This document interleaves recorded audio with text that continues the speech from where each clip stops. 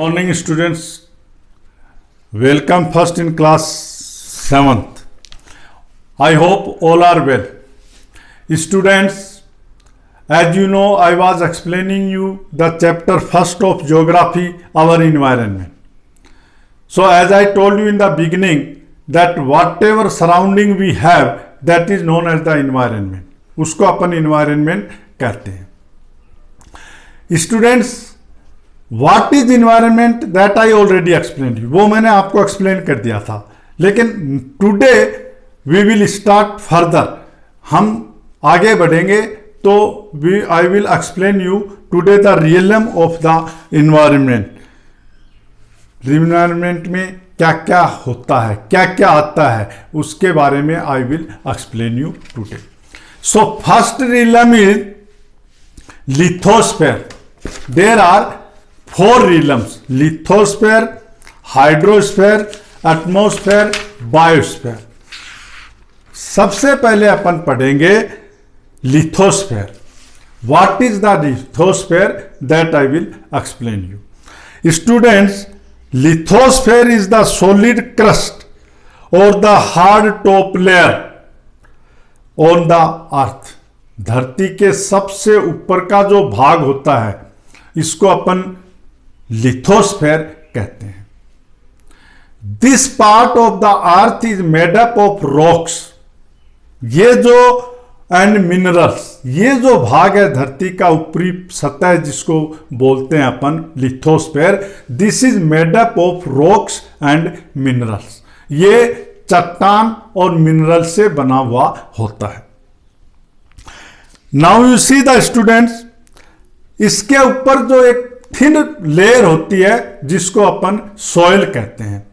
And all the human being, whatever animals and whatever you see, this we live on this part. Students, this lithosphere word is taken from the Greek language, where litho means stone and sphere means crust which extend up to 100 kilometre depth. इसकी जो गहराई होती है lithosphere की students, वो होती है 100 kilometres.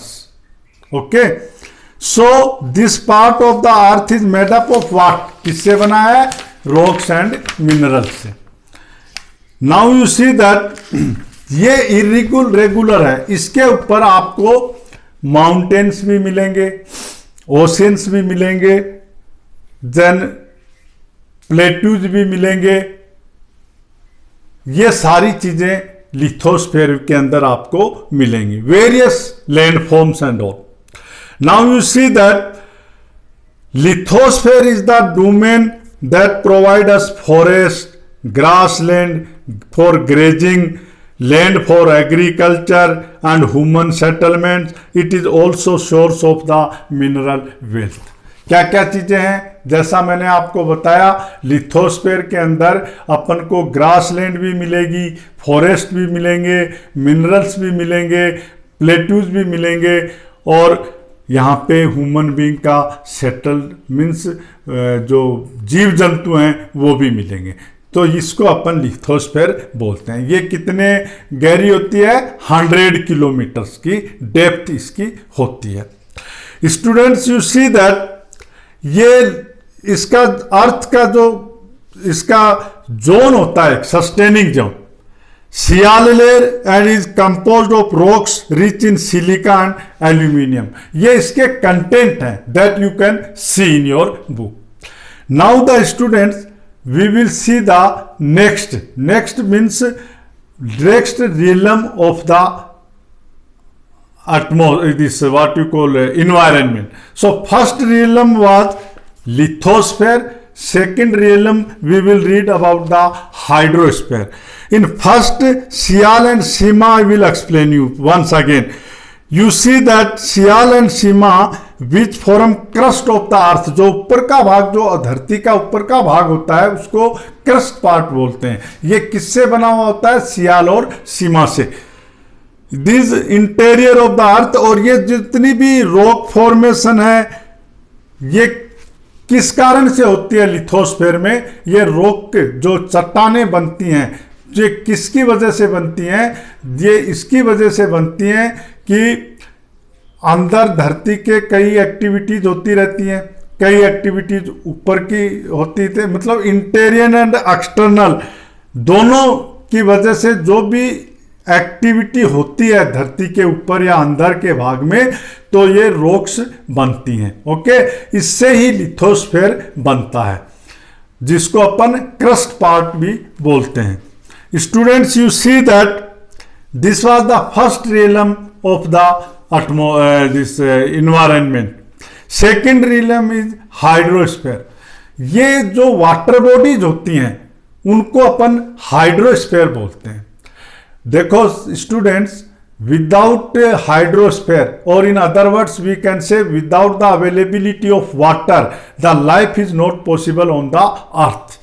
So hydrosphere is very important part of the environment. It is comprises of the various sources of water, different type of water bodies like oceans, lakes, ponds, seas, rivers. ये सब जो है these are the source of the water, sources of water. These are the sources of the water. It even include glaciers. जो बड़े बड़े glaciers होते हैं हिमालय के अंदर, देखो आप बहुत बड़े बड़े ग्लेशियर मिलेंगे। ऐसे ही मतलब जो ग्लेशियर्स होते हैं वो वाटर बॉडीज में आते हैं। ओके, तो इनको भी अपन हाइड्रोस्फीयर का पार्ट बोलेंगे। लेकिन स्टूडेंट्स, द मेन सबसे ज्यादा पानी जो अपन को मिलता है धरती के ऊपर, या जो हाइड्रोस्फीयर जिसको बोलते हैं, वो है ओशियंस में। ओशियंस के अंदर सबसे ज्यादा water possibility availability you will find. Students, maximum water exist mainly in oceans. As I told you, they supply water vapour to the atmosphere. ये जो वाटर वेपर जो है वो ऊपर भेजते हैं एटमॉस्फेयर में। ओशियन से जो भाप बनकर पानी ऊपर चला जाता है, फिर वो कंडेंसेशन होके प्रेसिपिटेशन के रूप में दोबारा बरसात के रूप में वो धरती पर पानी आ जाता है। तो ये एक साइकिल होती है। तो hydrosphere means it includes the all the water bodies. जितनी भी वाटर बॉडीज हैं उनको मिलाकर हाइड्रोस्फीयर कहा जाता है। Students, you see that next realm of the environment is atmosphere. The thin layer of air that surrounds the earth is called atmosphere. जो हमारे चारों तरफ एक लेयर है एटमॉस्फेयर, उसको बोलते हैं अपन। ये मतलब थिन लेयर होती है। The gravitational force of the earth hold the atmosphere around it.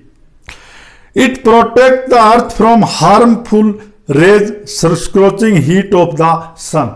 Students, ये जो रियलम है ये बहुत ही इंपॉर्टेंट माना जाता है एटमॉस्फेयर वाला, क्योंकि ये एक इसके साथ में एक ओजोन लेयर के नाम से एक परत होती है, और उसको जो सूर्य से हार्मफुल जो किरणें आती हैं, जो रेज आती हैं, उनको ये ओजोन लेयर प्रोटेक्ट करता है, अपन को वहां उनसे बचाता है। ये हार्मफुल रेज को धरती के ऊपर सीधे नहीं आने देती, इसलिए it is very very important zone. ये बहुत ही इंपॉर्टेंट है।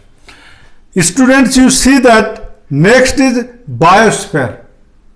Biosphere means it is a narrow zone जिसके अंदर लिथोस्फीयर, एटमॉस्फेयर, हाइड्रोस्फीयर तीनों आ जाते हैं वेरेवर दे मीट। और यहां पे इसकी वजह से क्या होता है कि life is possible in this, जीवन बायोस्फीयर में है। तो ये हुए 4 realm. Now you narrow belt of biosphere make possible for the millions of living organism. जितने भी लिविंग ऑर्गेनिज्म है वो आपको बायोस्फीयर में मिलते हैं। नाउ स्टूडेंट्स, ये तो अपन ने देखे नेचुरल इन्वायरमेंट। इन्वायरमेंट 2 तरीके के होते हैं, जैसा मैंने आपको पहले बताया था।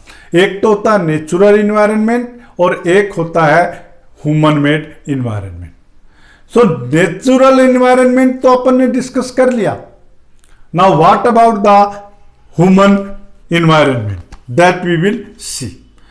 So students, the human environment includes everything that is made or altered by the man or humans.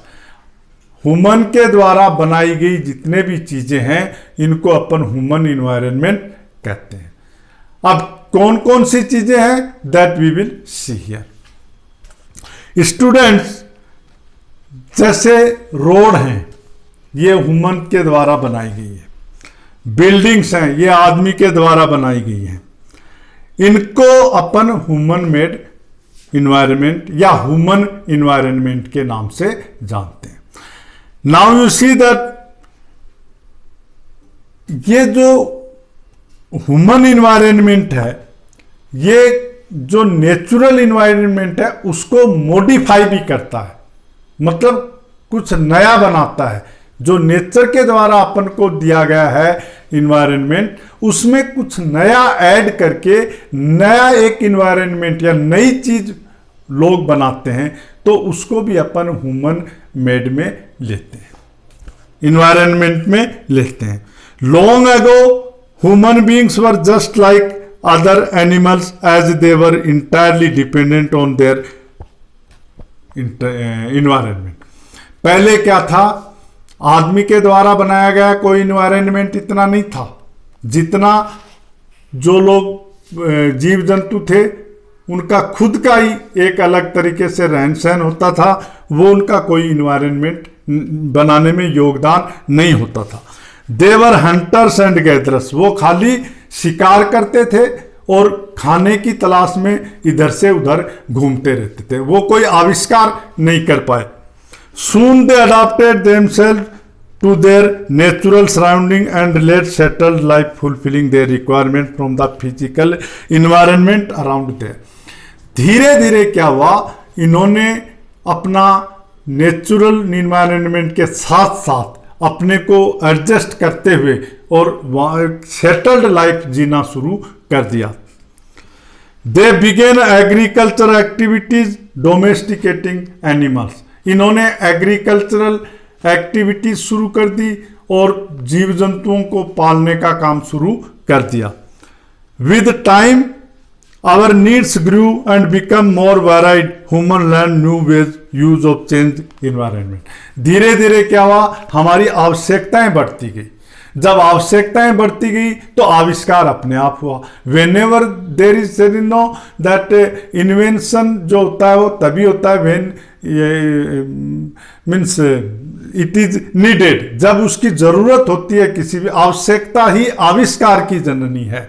मतलब अगर किसी चीज की अपन को आवश्यकता होती है तभी अपन नई चीज उस बनाते हैं।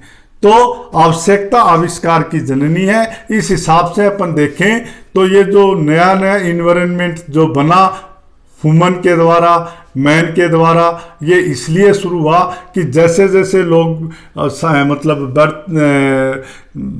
बढ़ते गए वैसे वैसे उनकी आवश्यकताएं भी बढ़ती गई। Wheel was invented. सबसे पहले तो देखो ये जो सबसे बढ़िया और सबसे इंपॉर्टेंट इन्वेंशन जिसको अगर अपन माने साइंस में तो व्हील है। व्हील के बिना कोई भी अदर मतलब दूसरा इन्वेंशन पॉसिबल है ही नहीं। व्हील के थ्रू ही दूसरा इन्वेंशन पॉसिबल है। Wheel was invented, surplus food was produced, barter system emerge. इससे क्या कि जैसे जैसे बार्टर सिस्टम शुरू हो गया धीरे धीरे व्हील का इन्वेंशन हुआ, एग्रीकल्चर का प्रोडक्शन बढ़ गया। फिर मतलब क्या है कि ये बार्टर सिस्टम शुरू हो गया। अब ये बार्टर सिस्टम क्या है? सी स्टूडेंट्स, एक आदमी जिसका अपन सपोज करते हैं कि वो ए है और एक आदमी वो है बी।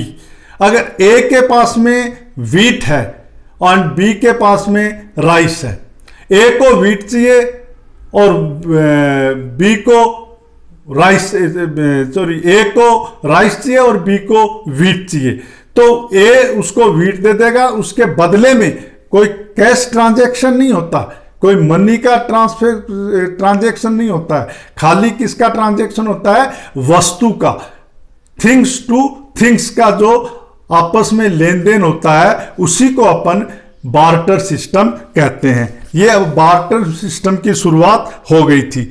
इंडस्ट्रियल रिवॉल्यूशन शुरू हुआ, जिसके बाद में मतलब नया नया प्रोडक्ट बाजार में आने लगे, फिर ट्रांसपोर्टेशन की आवश्यकता आई, फिर ट्रांसपोर्टेशन शुरू हो गया। Information revolution made communication easier, फिर ये जो कम्युनिकेशन सिस्टम है ये बढ़ता गया। आज अपन देखते हैं कि कम्युनिकेशन सिस्टम में कितना विकास हुआ है, that we can make today when we see it. तो ये सारी चीज़ें स्टूडेंट आदमी अपनी शुरू करता गया। सो अपने यहाँ तक human environment up to here I will explain you, then tomorrow we'll start the further this lesson. Till that, I hope you understood it and have a nice day.